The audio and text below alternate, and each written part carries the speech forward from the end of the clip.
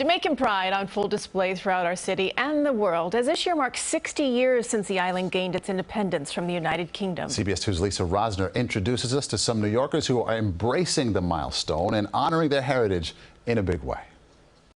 This is lignum vitae flower, hibiscus flower.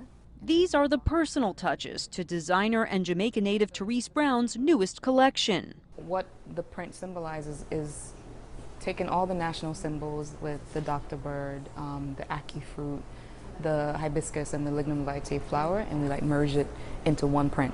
I've been missing home and just wondering how I could get back, how could I connect with a land I love so much.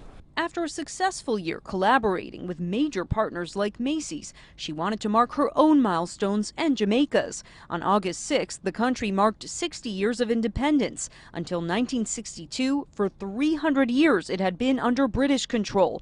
Brown moved from a small town called Lucy between Negril and Montego Bay to the Bronx at 7 years old. She recently learned her late great-grandmother may have been a freed slave.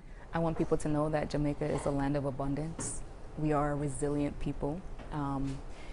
We jokingly say we know how to make something out of nothing, and we always find a way. And there's a saying that we use a lot, and you hear it when people say, if you want good, you know it's how to run. Meaning, like, if you want good things in life, you have to work hard, you have to sacrifice, and you'll get there. And I believe that's what I'm doing with my line. And the country's independence is also celebrated through food. And there are several places people in New York City can go to mark the milestone. All right, so here we have a beautiful red snapper, and we're gonna do a escabeche fish, which is pretty much one of our most traditional dishes. We're just gonna cut into the flesh. Chef Andre Fowles, a native of Kingston, is the culinary director for Miss Lily's 7A in the East Village. Because Jamaica is a food culture, is a cooking culture, so you're always forced to get in the kitchen at a young age. He says his grandmother was his greatest influence.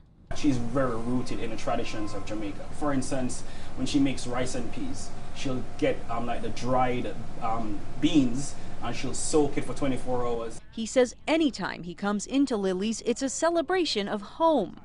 I see that smile, brother. That's a good one. So the reason why we fry it so crispy is to make sure even the gills are edible.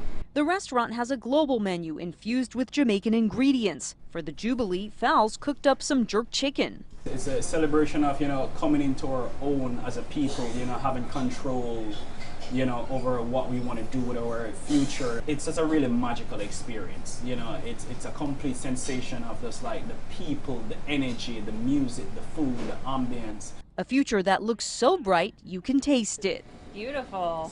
Yep, it smells like Jamaica in here. In the East Village, Lisa Rozner, CBS 2 News.